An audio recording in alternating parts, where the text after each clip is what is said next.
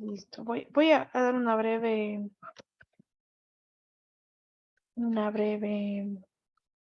revisión. Bueno, fármacos antiparasitarios se generan preferiblemente en cálido tropical, generalmente en zonas pobres y mal saneadas. Aquí pueden ver los conceptos, chicos. Cualquier cosa me pueden preguntar. Bueno, como les decía, entonces la forma del mecanismo de contagio va a variar de cada parásito desde uno a otro. Siempre cada parásito tiene su ciclo de vida distinto. Sin embargo, cómo se adquieren estos es en nuestro medio, por ejemplo, en nuestro país, también depende muchísimo porque sí existen zonas donde el clima influye mucho en la transmisión porque hay mayor incidencia de estos microorganismos. Pero se puede ingerir, por ejemplo, al tomar agua contaminada o alimentos que los parásitos lo que hacen son quistes o huevos, ¿sí? Creo que no se está grabando ahora.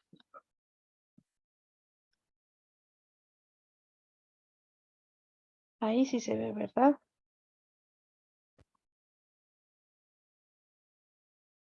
Sí, ven chicos la pantalla ahí, ¿verdad? Sí, Confírmenme, por favor. sí Ya, se ve. muy amable. Listo, entonces, microscópicamente únicamente se los puede apreciar. E incluso hay otros que tienden a penetrar a través de la piel. Los síntomas también son muy variados. A veces uno se puede infectar de un parásito y no desarrolla ningún síntoma. Simplemente a veces ellos están dentro de nuestro organismo, no generan ningún síntoma hasta que en verdad ya está muy afectado un órgano en algunas ocasiones y ya en realidad estamos comprometidos nuestra salud de una manera muy elevada, de manera crítica ya. Em, pero cuando hay síntomas, sí, generalmente los clásicos síntomas, por ejemplo, es náuseas, vómito, aumento del apetito también, incluso pérdida de peso, disminución del crecimiento y existe, esto generalmente se da en niños, pero hoy en día se observa esto muchísimo en zonas rurales, lo que es antes que en ciudades se observa más en zonas rurales, el prurito anal de incidencia nocturna. Por ejemplo, como les decía, palabra desconocida, siempre les voy a poner al lado en paréntesis, su significado en términos coloquiales. Prurito anal no es nada más que picazón en el ano. Generalmente esto se da en forma nocturna. Esto se da por un parásito que se les dice los oxiuros.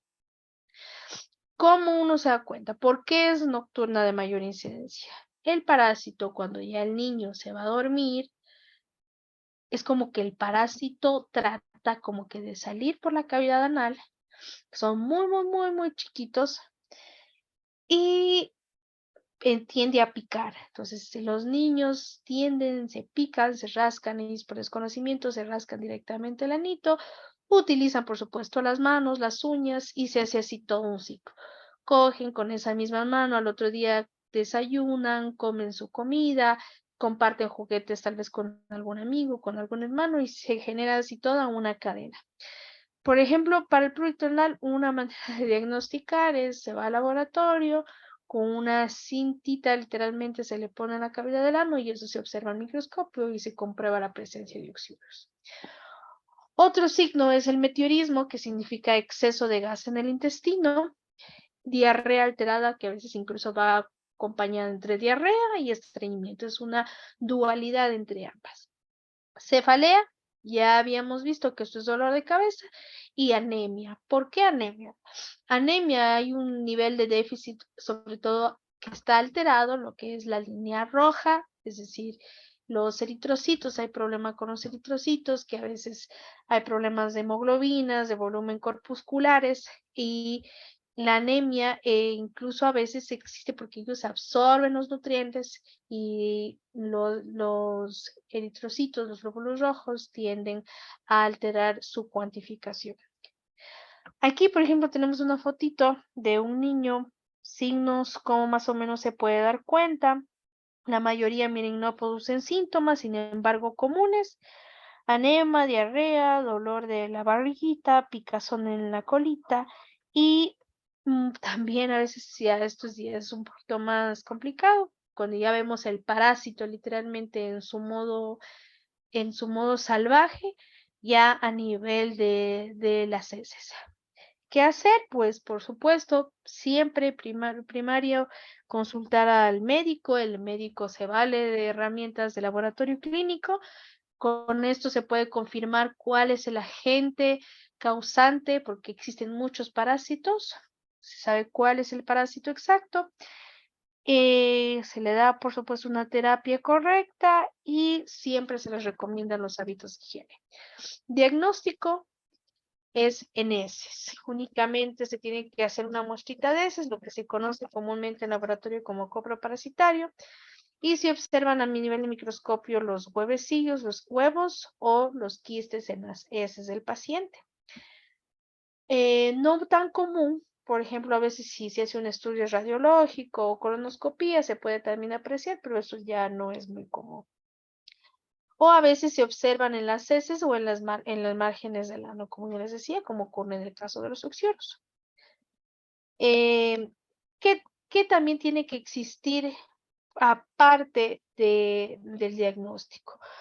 El tratamiento siempre va acompañado, va de la mano de mejorar los hábitos. Para uno llegar a un tratamiento, tiene que primero siempre hacer la correcta identificación del parásito y esto ya corresponde al área de laboratorio clínico y se va a ir con esto al médico y el médico determinará cuál es el agente causal y su terapia, la terapia que tiene que darse con respecto al microorganismo. Sin embargo, siempre esto va de la mano con una consejería, siempre mejorar hábitos, hábitos higiénicos, al salir del baño, lavarse siempre las manos antes de comer, antes de ingerir algún alimento, si me voy a llevar alguna fruta a la boca. Siempre estos hábitos deben ya irse cambiando. Ahora incluso estos hábitos fueron un poquito más introducidos en la pandemia, el lavado de manos, eso ayuda mucho incluso a manejar un poquito esta incidencia de estos medicamentos, perdón, de estos patologías. En clasificación, los parásitos se van a clasificar con respecto a protozoarios, que tienen una sola célula o unicelulares, y los metazoarios, que son pluricelulares, es decir, tienen muchas células. Y pues esta parte no voy a profundizar mucho, sin embargo, los protozoarios, que ya les dije que son los unicelulares, tienen estas clasificaciones. En primero, la sarcomastigofora, que comprende las amebas. Entre los más comunes, por ejemplo, está la amoeba histolítica. Hay otros tipos de parásitos que son flagelados, que flagelados quiere decir que tienen como unos cilios, no sé explicarles cómo, si dan cuenta estas como tirillas que tienen aquí, esto les ayuda al movimiento. En este caso, por ejemplo, tenemos la tripanosoma y la leishmania. A nivel genitourinario también pueden apreciarse. No encontramos únicamente parásitos a nivel gastrointestinal, sino también hay algunos que se dan incluso por transmisión sexual. La ciliofora, en otra clasificación, en cambio aquí ya tenemos protozoarios un poquito más complejos que tienen cilios, y aquí encontramos Balantidium coli. La apicomplexa, que en cambio es un sistema de organelos que tiene sustancias que al penetrar en el huésped generan su toxicidad. Encontramos aquí Plasmodium, Toxoplasma. Por ejemplo, el Toxoplasma genera una enfermedad que se llama toxoplasmosis, que es una enfermedad que se puede adquirir de los gatos. En las heces de los gatos habita este parásito. Para ellos es parte de su microbiota. Está muy bien que existen las heces de los gatos. Hay gatos que están contaminados, con este parásito y las encontramos en las heces. En ellos no genera reacciones muy fuertes, sin embargo, en los seres humanos, que una mujer esté embarazada y adquiera este parásito, automáticamente, o sea, es muy probable que lo pierda el bebé, ¿ya? Va a ser que el bebé se lo pierda si la madre se contagia de lo que se llama el Toxoplasma gondii. Y el microspora, que son pequeños parásitos intercelulares que tienden a inyectar un material infeccioso en las células del huésped y con esto hacen la contaminación a nivel del organismo. Ahora, también existen, ya vimos lo que son los protozoarios, que son unicelulares, y los pluricelulares, en cambio, son nemátodos y los platelmintos. Los nemátodos, esos sí son, como lo ven aquí más o menos, son gusanos redondos, que generalmente son cuerpos como cilíndricos, que incluso tienden a tener, si no se descubre a tiempo, pueden llegar a tener metros de largo. Infectan la sangre y los tejidos, y algunos ejemplos son ascaris lumbricoides, enterobius vermiculares, la trichuris trichuria, y los platelmintos, en cambio, son más planos, que a veces parecen una cinta, una hoja, y estos pueden ser los tremátodos y los cestos, como la fasciola hepática, la tenia, las muy conocidas tenias, y esto son los pluricelulares, son un poquito más complejos. Entonces, ¿cómo es el manejo racional de la parasitosis? Siempre diagnóstico correcto nos conlleva a una correcta implantación de una terapia farmacológica. Que esta terapia, por supuesto, se basa en la erradicación del agente causal de la enfermedad, que en este caso son los parásitos. A nivel de cuantificación, a nivel numérico, trata de erradicarlo completamente. Aparte del tratamiento, como ya les decía, no es únicamente el tratamiento, sino también decirle al paciente que tenga una buena higiene, también un manejo nutricional es muy importante, y reducción de factores ambientales de riesgo.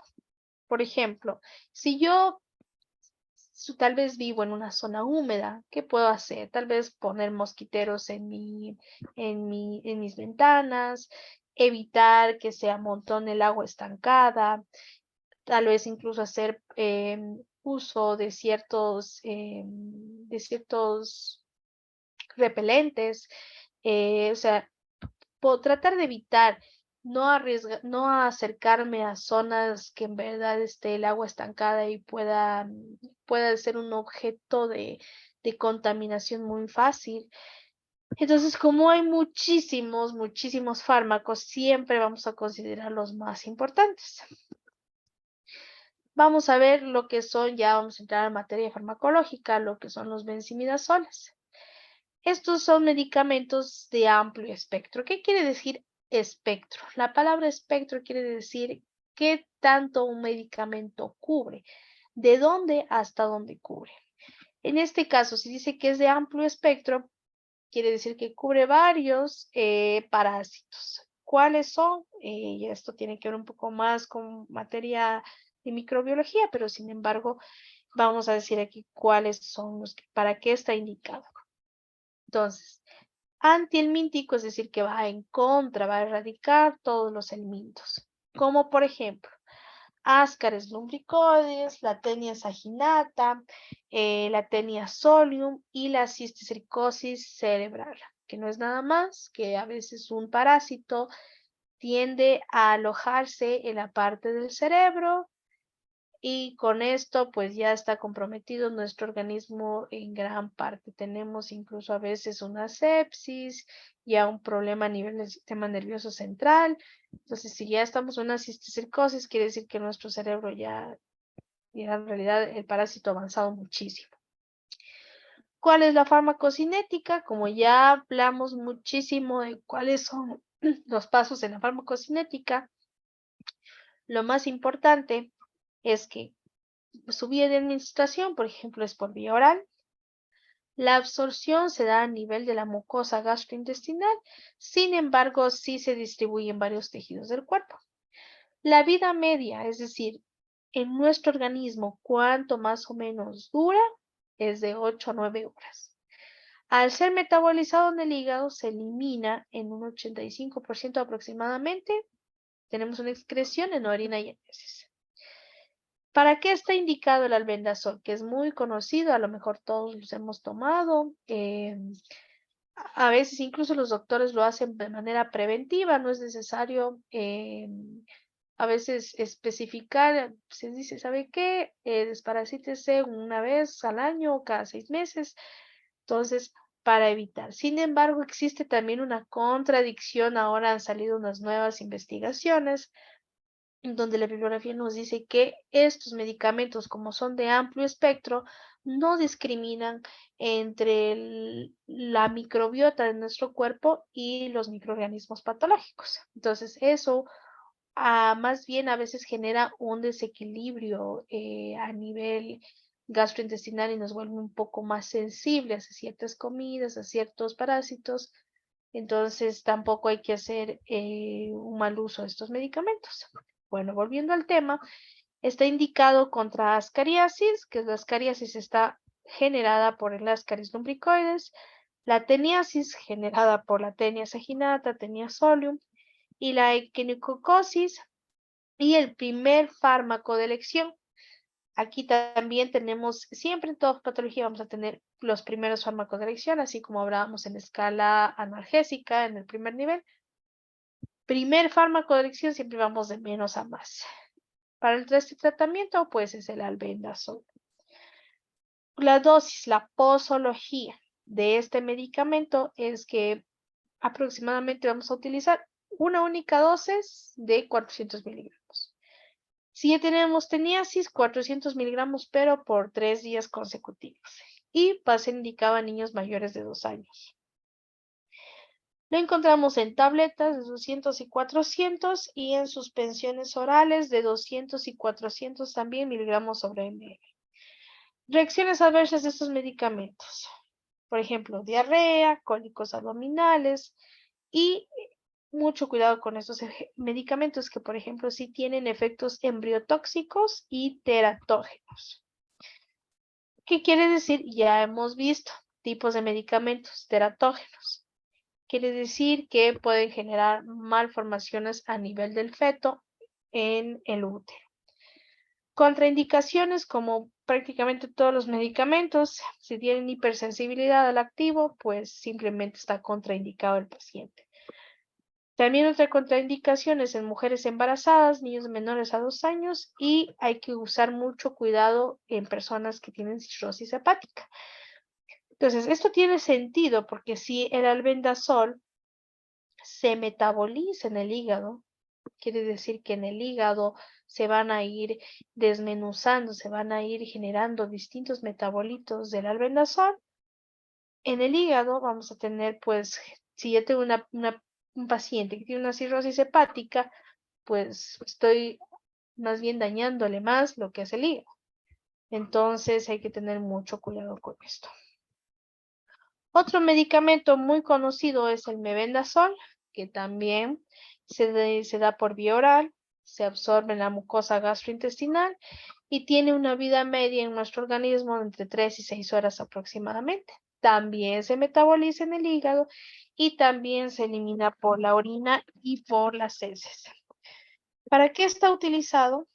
Yo los pongo aquí muy útil en el tratamiento en forma resumida. Tratamiento significa esto de aquí, de la ascaris teniasis y también en infecciones por nematodos.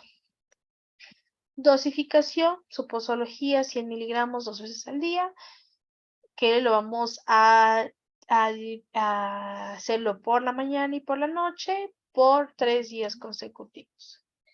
Y si es por un problema de teniasis, 200 miligramos 2 veces al día por 3 días consecutivos igual. ¿Cómo lo encontramos? Generalmente en tabletas masticables de 100, 500 miligramos o también en suspensión oral. Aquí miren, tenemos una fotito. Este es, por ejemplo, de Genfar. Reacciones adversas. Rara vez vamos a tener dolores abdominales o diarrea, pero comparte la reacción adversa con el albendazol de sus efectos embriotóxicos y teratógenos. Está contraindicado, por supuesto, nuevamente en mujeres embarazadas, personas que tengan hipersensibilidad al medicamento, colitis ulcerosa y en la lactancia. También en la lactancia está contraindicado. Otro también muy conocido es el metronidazol. Si se dan cuenta, para que esta es una forma de que ustedes se vayan aprendiendo los nombres.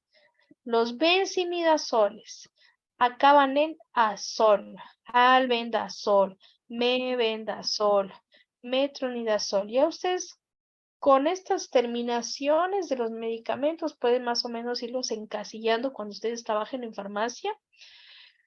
Hacen un encasillamiento de las terminaciones o incluso a veces de los prefijo de la palabra y así los van como que agrupando. Entonces, si yo hablando de medicamentos que acaban en azol, estoy hablando de antiparasitarios. Es un tip que les doy. Entonces, el metronidazol actúa contra bacilos. Este sí tiene un poquito, comparte contra bacilos anaerobios gram negativos y anaerobios gram positivos. Es un espectro un poquito más amplio. Farmacocinética igualmente se da por vía oral. También lo encontramos por vía tópica, por vía intravenosa también. Y este se absorbe a nivel de la mucosa gastrointestinal y tiene una vida media de 8 horas. La distribución de este medicamento sí se va hacia varios tejidos y también tiende a llegar a concentraciones terapéuticas a nivel de secreciones vaginales. ¿Por qué? Como les decía, parásitos generalmente los relacionamos con el sistema gastrointestinal. Sin embargo, también hay parásitos de transmisión sexual. En este caso, por ejemplo, tenemos la giardia, tenemos la Gardnerella vaginalis, que son medicamentos, las tricomonas, son parásitos que se transmiten por vía sexual. Y al observarlos en microscopio, es como estar viendo que están bailando ahí, en verdad. Se los ve así súper alegres en las muestras de secreciones vaginales en las mujeres. ¿Y cuál es el tratamiento? Como es metronidazol, llega, se distribuye por varios tejidos, es capaz de distribuirse y llegar a concentraciones terapéuticas, porque a veces llegan, pero no en una concentración deseada, es decir, puede generar un efecto terapéutico a nivel de secreciones vaginales, a nivel del semen también, a la saliva, a la leche materna, y este se metaboliza en hígado, también este pasa a líquido cefalorraquídeo y también se metaboliza en hígado y se elimina por orinas y heces. Indicado, como ya les dije, medicamento de elección cuando hay tricomonas, cuando hay giardiasis, cuando no hay una vaginitis por Gardnerella vaginalis, vamos a hacer el medicamento de elección. ¿Cómo se da? En el caso de amibiasis, 500 miligramos 3 veces al día. Para yo confirmar estos parásitos a nivel vaginal o a nivel del pene, podemos hacer lo que, bueno, ya presenta signos. Los signos son distintos en caso de transmisiones sexuales. A veces hay una secreción excesiva con un mal olor, a veces una secreción grisácea, incluso la orina va a ser turbia. Entonces, ¿qué se hace aquí? Únicamente se hace un examen de orina, a diferencia de los otros, se corroboraba con un examen de heces. Estos de aquí se corroboran con un examen de orina en el laboratorio, se lo va a ver al microscopio y se va a confirmar cuál es el agente causal. Las presentaciones que lo encontramos es en tabletas, tanto en tabletas y en ampollas de 500 miligramos y en óvulos. Si se dan cuenta, aquí tenemos óvulos de 250. Entonces, el tratamiento aquí va a ser también a nivel vaginal. Entonces, la paciente ya está con confirmación, por decir, de unas tricomonas, va a tener que ingresarse los óvulos y con esto vamos a manejar lo que es la sintomatología y vamos a erradicar este microorganismo. También encontramos en suspensiones orales, en cremas y en gel. Reacciones adversas. náuseas leves, vómito, mareo y muy común al usarlo por vía oral es que se va a sentir como la boca reseca, como un sabor metálico. Entonces, esto es común, es parte de las reacciones adversas de este medicamento. Contraindicado, por supuesto, siempre en hipersensibilidad. Todo medicamento, si tienes hipersensibilidad al mismo, va a ser una contraindicación. Lesiones a nivel del sistema nervioso central. Contraindicado también en el primer trimestre del embarazo. Y, por supuesto, hacer énfasis en que con esos medicamentos no hay que tomar alcohol durante su administración. Ahora tenemos lo que es el tinidazol. Este medicamento también es muy común. Tal vez sí lo hayan tomado ustedes, sus hijos, sus familiares. Y en este caso, la mayoría de medicamentos, por supuesto, se absorben por vía oral, se absorben en el tubo digestivo. Y este tiene una vida media un poquito más larga, de 12 a 14 horas. Se metaboliza en el hígado y también se elimina por orina y heces. Entonces, la farmacocinética de estos medicamentos, en algunos de ellos se comparte, si se dan cuenta. Está indicado, por ejemplo, para una mebiasis y su posología es de 500 miligramos 3 veces al día por 3 días. Lo encontramos, por ejemplo, cuando es para yerdiasis y tricomoniasis, también podemos utilizarlo para tricomonas. Una dosis, una dosis de 2 gramos, es decir, es una sola pastilla de 2 gramos en una sola toma, ¿ya? Y sí tenemos la presentación de lo que es en tabletas de 500 miligramos. Las reacciones adversas también se comparten en la gran mayoría, náuseas, vómito, dolor abdominal y diarrea. Contraindicaciones también se comparte embarazo, lactancia, hipersensibilidad y no tomar alcohol durante su administración. Entonces, esos medicamentos son un poquito fáciles de aprenderse. Estamos viendo sus terminaciones, muy parecidas también sus farmacocinética, también la presentación. Por supuesto que eso es lo que a ustedes les va a importar, es la presentación, para qué está indicado. Y también muy importante las contraindicaciones, si se dan cuenta, sí las comparten muchísimo. Hay otro medicamento que se llama el praziquantel, este ya no es tan común, pero bueno, sí es uno de amplio espectro. Hoy en día ya no es muy usado. Y este está usado para las infecciones por cestos y tremátodos en el humano. La farmacocinética igualmente se comparte por vía oral, se absorbe en el tubo digestivo, pero la vida media suele cambiar. En este caso tiene una vida media, miren, muy cortita. Como tiene una vida media muy cortita, quiere decir que cada vez tenemos como que estar dando una nueva dosificación y eso ya no es muy bueno. Entonces se metaboliza en hígado y se elimina en orina. No solo en heces y orina, sino solo en orina. Indicado para infecciones por tremátodo y podemos dar, dependiendo de la patología, en este caso 600 miligramos por kilogramo al día. Esta dosificación, miren, es diferente. ¿Qué quiere decir esto? Significa que por cada kilogramo del paciente tengo que darle 600 miligramos al día. Pero 600 miligramos por kilogramo, digamos que es un paciente que tiene 50 kilos y es bastante, ¿no? Entonces, hizo por poner un paciente de un peso medio bajito.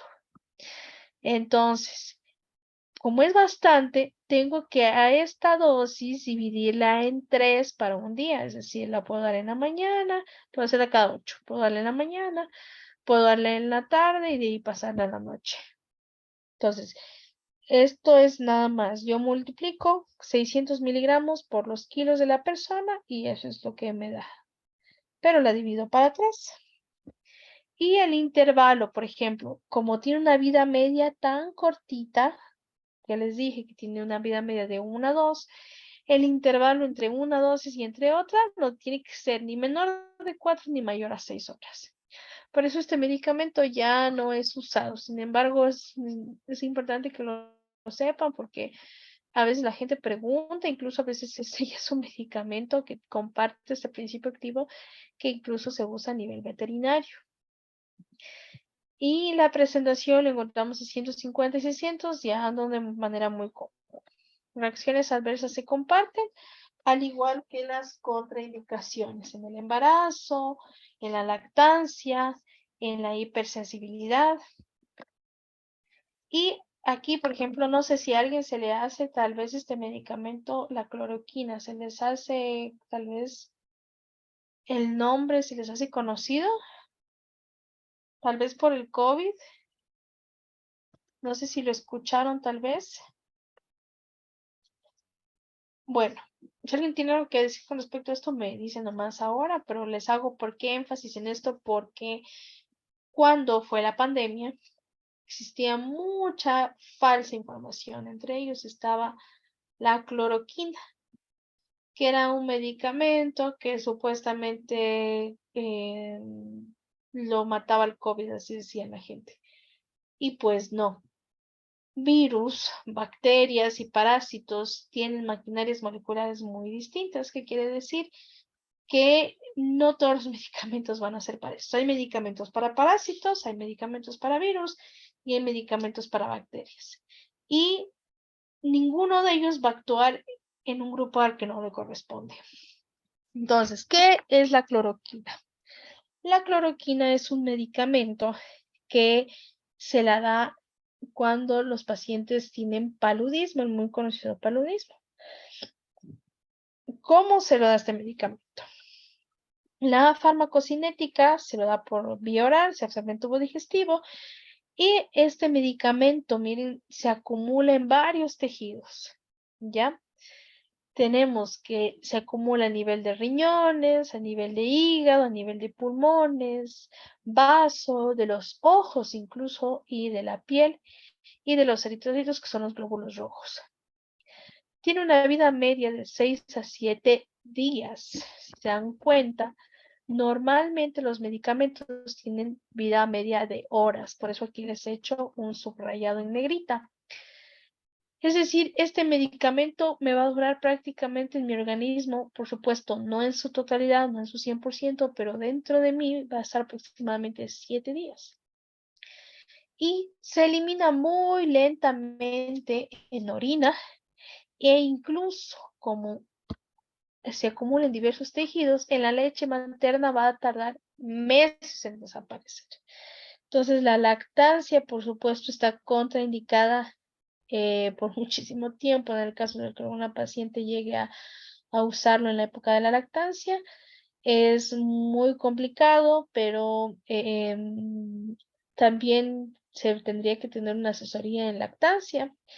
Em, y la indicación siempre es para el tratamiento del paludismo y sobre todo también como hay regiones como ya les dije, el clima favorece muchísimo a la transmisión de parásitos. En este caso, hay regiones donde hay mayor incidencia y a las personas, como es un problema de salud pública, lo que se hace se da un tratamiento preventivo o profiláctico, con el fin de que como hay tanta gente contagiada con esto, se les da o por contagiarse debido a las condiciones en las que viven de manera diaria, se les da un tratamiento preventivo con cloroquina. ¿Cuál es su posología?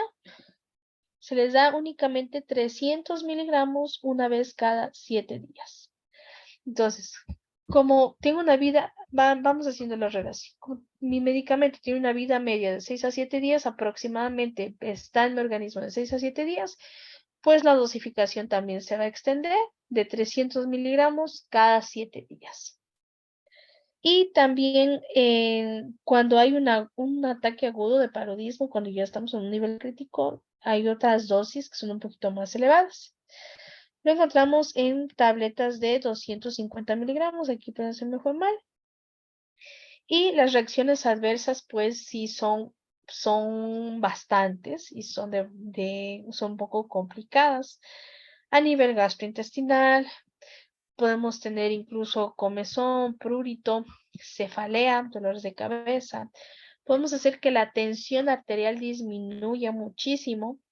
Trastornos visuales, con trastornos visuales me refiero a no únicamente a problemas incluso a nivel de alteración de la visión, caída del cabello incluso, y está contraindicado en personas, por supuesto, con hipersensibilidad al principio activo y problemas, patologías a nivel de la retina, si tiene una persona que tiene glaucoma, como se pasa directamente el tejido de los ojos, pues puede crear toxicidad a nivel oftálmico.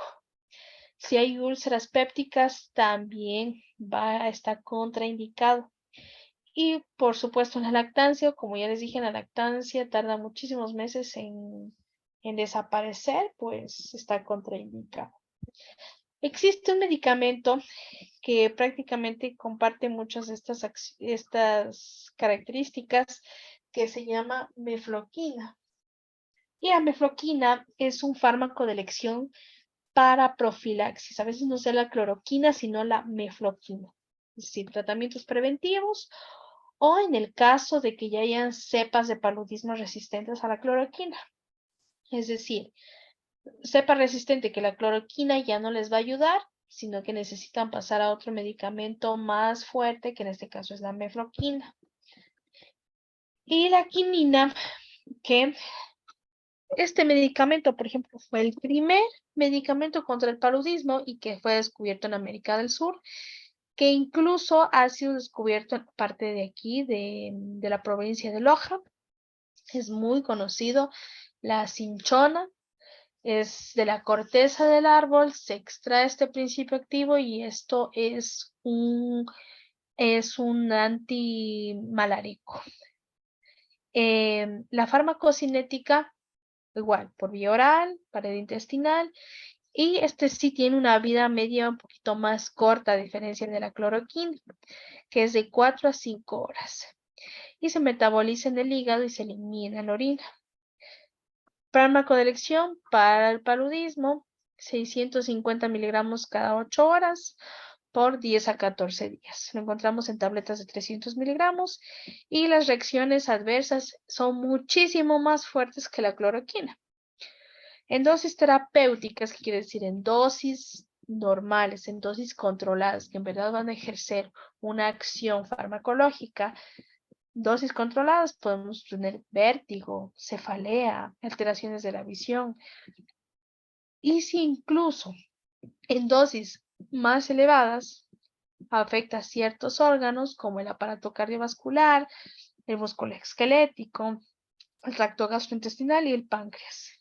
Y está contraindicado a hipersensibilidad, personas que tienen problemas a nivel del corazón, mal pulso cardíaco, en embarazo y en lactancia. Entonces, si recuerdan, en la época del COVID siempre decían la cloroquina, la quinina les va a ayudar a curar, y sin embargo el desconocimiento de la gente les hizo a muchas personas comprar este medicamento. Algunos incluso, como estos medicamentos se obtienen de la cáscara de un árbol, incluso trataban de buscar la manera de encontrar este extracto y beberlo de manera natural. Como ya ven, no todos los medicamentos siempre tienen sus reacciones adversas y no siempre es favorable. Entonces, mucha gente tomó estos medicamentos para el COVID y que en realidad no le hizo ni cosquillas, porque no estaba derivado terapéuticamente para estas patologías. Entonces, tomaban este medicamento, incluso a veces tal vez a algunos les daba un efecto placebo, que un efecto placebo es nada más que psicológicamente el efecto parece que les ha curado, pero en realidad no es así. Las reacciones adversas de estos medicamentos, si se dan cuenta, son muy fuertes y por supuesto tienen que estar controladas con un médico. Y había muchas personas que las tomaban como en realidad como si fueran chistes. Es más, la cloroquina, miren que dura tanto tiempo en nuestro organismo y tomaban a veces unas dosificaciones que a mí sinceramente yo hacía mucho énfasis en el periodo de la pandemia a familia incluso que pretendía tomar este medicamento. Entonces, el desconocimiento de la gente es muy grande Y por ende nosotros tenemos que siempre relacionar las cosas, entenderlas. Si no las entienden, pregunten, esténse siempre informando. La información siempre se actualiza, siempre salen nuevas investigaciones. A veces nada está dicho y a veces también podemos incluso dar un criterio contrario, eh, pero, pero siempre fundamentado en algo. Entonces, muy común que esto sea una pandemia, el uso de estos medicamentos, pero hoy en día, miren, vienen a ver de qué ha sido utilizado para parásitos, en este caso para el Plasmodium falciparum, para el paludismo. Eso, chicos, no sé si tienen alguna pregunta, alguna duda, algún comentario.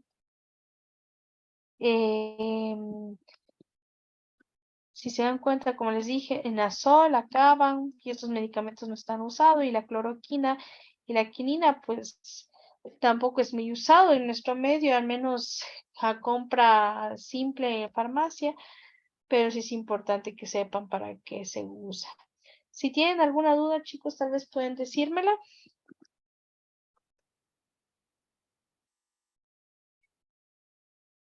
No hay nada, chicos.